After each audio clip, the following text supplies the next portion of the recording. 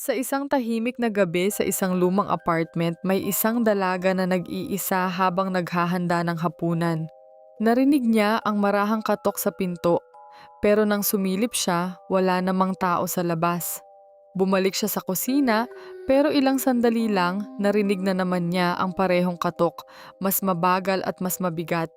Tinawagan niya ang landlord at sinabi nitong baka mga batang naglalaro lang sa hallway. Sinubukan niyang maniwala pero napansin niya na ang aso ng kapitbahay ay biglang nagwawala at nakatitig sa kisame ng koridor. Nang gabing iyon, may narinig siyang yabag sa ibabaw ng kisame, parang may dahan-dahang gumagapang.